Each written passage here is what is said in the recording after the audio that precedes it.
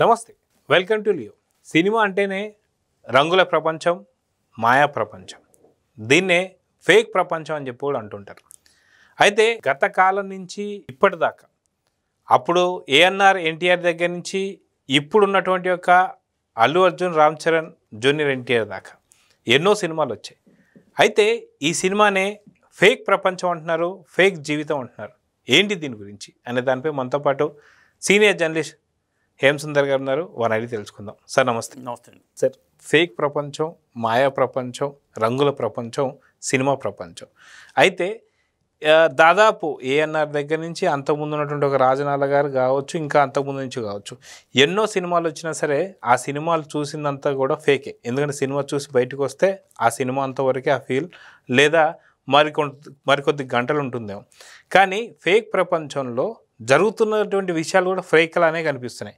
Hero ఫేకే, తను పాడే పాట ఫేకే, తను మాట్లాడుతున్న మాట ఫేకే.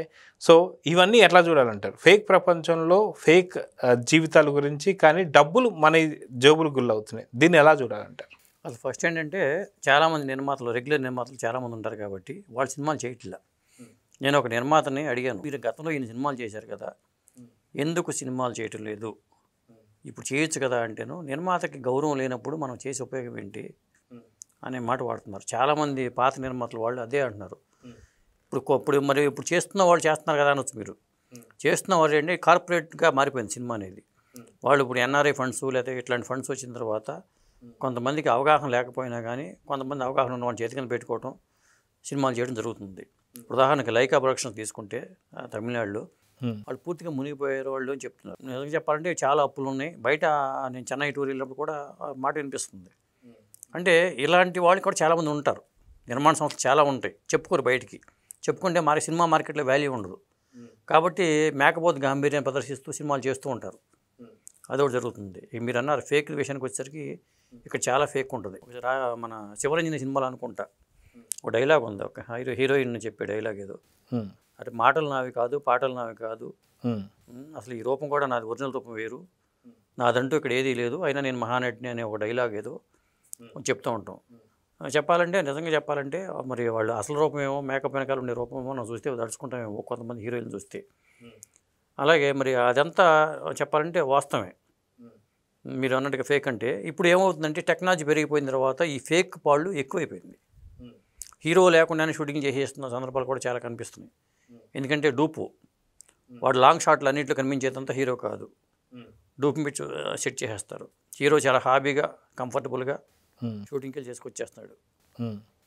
కానీ ఇదివరకు ఏంటంటే డ్యూటీ లాగా వెళ్ళిపోయి ఆ ఎండలో పడి కూర్చుని క్యారవాన్ కూడా ఉండే కాదు, అలా చేశారు. అంటే అప్పటికి ఇప్పుడు కంపేర్ చేసుకుంటే మాత్రం అసలు మనం ఆ రోజులు వేరు. అది గోల్డెన్ ఎరా అని చెప్పుకోవచ్చు, ఇది చూస్తేనో ఫేక్ ఎరా అని చెప్పాలి. అయితే గతంలో మనం సినిమాలు చూసుకుంటే మనం చూసాం, కృష్ణ గారు దాదాపు ఒక సంవత్సరంలో 18 సినిమాలు ఆయన సినిమాలు తీయడం జరిగింది. అదేవిధంగా అప్పట్లో ఉన్నటువంటి ఒక ఏఎన్ఆర్ కావచ్చు, ఎన్టీఆర్ గారు కావచ్చు, అదేవిధంగా ఇంకెవరైనా సరే కావచ్చు, షిఫ్ట్ల ప్రకారం వాళ్ళు సినిమాలు చేసేవాళ్ళు. పొద్దున ఒక షిఫ్ట్ అయితే, మధ్యాహ్నం ఒక షిఫ్ట్ అయితే, రాత్రి ఒక షిఫ్ట్, అలాగా నైట్కి సంబంధించిన నైట్ డ్యూటీలు కూడా చేస్తుండేవాళ్ళు. సో వాళ్ళు ఇస్తున్నటువంటి సినిమాలు కూడా చాలా ఎక్కువ మోతాదులో ఉండేవి. అప్పుడే ప్రజలు కూడా చాలా ఆసక్తిగా ఉండేవి. అది కాక ప్రతి సినిమాలో కూడా ఒక మెసేజ్ కూడా ఉండేది. అది ఫ్యామిలీ పరంగా కావచ్చు, లేదా డబ్బు పరంగా కావచ్చు, ఇంకేదైనా పరంగా కావచ్చు. కానీ ఇప్పుడు ఒక్కొక్క సినిమా వచ్చి 3 నుంచి 4 సంవత్సరాలు కావచ్చు. అదేవిధంగా చూసుకుంటే ఒక్కొక్క హీరో సంవత్సరానికి ఒక సినిమా, లేదా 2 సంవత్సరాలకు ఒక సినిమా మనం చూస్తూ వస్తున్నాం. అప్పటికిప్పటికి ఎందుకు ఇంత డిఫరెన్స్ అంటే ఏం చెప్తారు? అంటే కాలం మారింది, మారిన కాలాన్ని బట్టి మారాలంటారు. ఇక్కడ చూసుకుంటే ఏమవుతుందంటే ఒక విధంగా 500 కోట్ల బడ్జెట్ అంటారు ఆ సినిమాకి. నిజంగా దానికి 200 కోట్లు అయినాయో అంత అవుతాయో కూడా తెలియదు.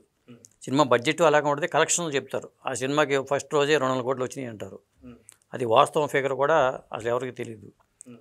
దీంట్లో కూడా చెప్పాలంటే 90% ఫేకే లెక్కలే ఉంటాయి. బడ్జెట్ ఫేకే, ఫలానా హీరో 500 కోట్ల రెమ్యునరేషన్ తీసుకున్నాడు అంటారు, అది ఫేక్ లెక్కలే. ఇప్పుడు హీరో లేకుండానే షూటింగ్ చేస్తామని చెప్తున్నాం. ఇప్పుడు ఏమవుతుందంటే టెక్నాలజీ మారిపోయిన తర్వాత ఆర్టిఫిషియల్ ఇంటెలిజెన్స్తో ఫేస్లు కూడా మార్చేసే పరిస్థితి వచ్చేసింది. దాంతో 80 ఏళ్ళ వయసు వచ్చినా కానీ యంగ్ హీరోగా కనిపించే పరిస్థితి హీరోలను కూడా తీసుకొచ్చేస్తున్నారు.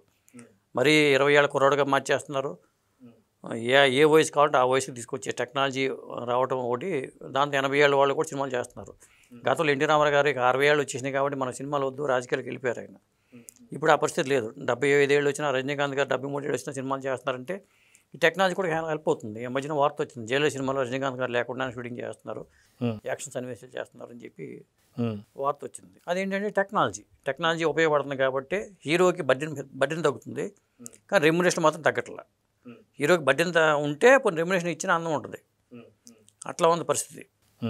అయితే మనం చూసుకుంటే ఏదైనా సరే గతంలో ఉన్నటువంటి హీరోలు కానీ ఇప్పుడు వచ్చినటువంటి హీరోలు కావచ్చు, గతంలో వచ్చిన కథనాలు కానీ ఇప్పుడు వచ్చిన కథనాలు కానీ, సో కథనాల్లో కూడా కొంత వల్గారిటీ, అంటే సాధారణంగా కథలే ఫేక్ కథలు, సాధారణంగా అన్ని కల్పిత కథల కింద మనం చూసుకుంటూ రాదు. దాంట్లో కూడా కొంత మెసేజ్ అయితే ఉండేది.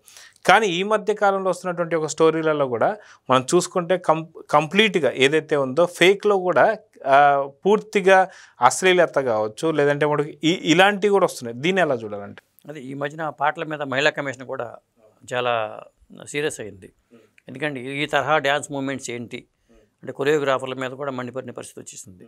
అది ఇక్కడ కొరియోగ్రాఫర్ని తప్పు పట్టాలా, డైరెక్టర్లను తప్పు పట్టాలా, హీరోలను తప్పు పట్టాలా, చేస్తున్న హీరోలను తప్పు పట్టాలా, చేసే హీరోయిన్ తప్పు పట్టాలా, అర్థం కాని పరిస్థితి అయితే ఉంది. అదొక పెద్ద అంశం ఇట్లా. ఎందుకంటే సినిమా పరంగా మీరు గతంలో 18 సినిమా, కృష్ణ గారి సినిమా 18 సినిమా రిలీజ్ అయిన సంవత్సరానికి అని చెప్పారు. ఇప్పుడేమో 2 ఏళ్ళకి 3 ఏళ్ళకి హీరో సినిమా చేస్తుంటే ఆ హీరోలు 20 మంది ఉంటే టాలెంట్ ఉన్న డైరెక్టర్ 200 మంది ఉంటున్నారు. వాళ్ళు ఆ 200 మందికి ఎక్కడ అవకాశం వస్తుంది? రావట్లా. ఎందుకంటే హీరో దొరకాలి కదా. హీరో వస్తే కానీ చేయడానికి లేదు. ఒక హీరోకి 4-5 డైరెక్టర్లు లైన్లో క్యూలో ఉంటున్నారు. ఆ హీరో ఎప్పుడు డేట్లు ఇస్తాడా, ఎప్పుడు సినిమా పూర్తి చేద్దామని చూసే పరిస్థితి వచ్చేసింది. ఉన్నది హీరోలు 20 మంది. అదే ఒక్క హీరో 20 మంది హీరోలు ఒక్కొక్కరు కనీసం సంవత్సరానికి 4 సినిమాలు చేసుకున్నా అక్కడ 100 మంది హీరోలు దొరికినట్టు అవుతుంది కదా.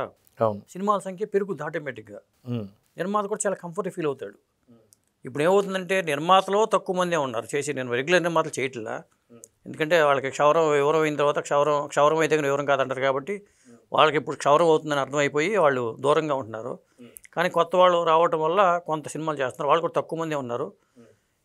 ఈ తరహాలో ఇక్కడ మీరు అన్నట్టుగా ఫస్ట్ ఫేక్తో స్టార్ట్ చేశారు కాబట్టి బడ్జెట్ ఫేకే, ఆ హీరో ఫేకే, ఆ కథాకథనంలో ఆ ఫేకే, అలాగే కలెక్షన్స్ ఫేకే. దీంట్లో ఎంతవరకు వాస్తవం ఉందో తెలియదు చాలా వరకు. ఇక మనం వచ్చే వార్తలు చూసుకుని ఈ హీరో ఎంత తీసుకుంటున్నాడు అని మాట్లాడుకునే పరిస్థితి వస్తుంది. కానీ నిజంగా లోతుగా ఆలోచిస్తే దాంట్లో నిజం అనేది చాలా తక్కువ ఉంటుంది. సో మొత్తానికి రానున్నటువంటి కాలంలో సరే కొంత ఫేక్ తగ్గి కథనంలో కావచ్చు, లేదంటే మనకు హీరోలో కావచ్చు నిజాలు పెరగాలని అయితే కోరుకుందాం. నమస్తే. నమస్తే అండి.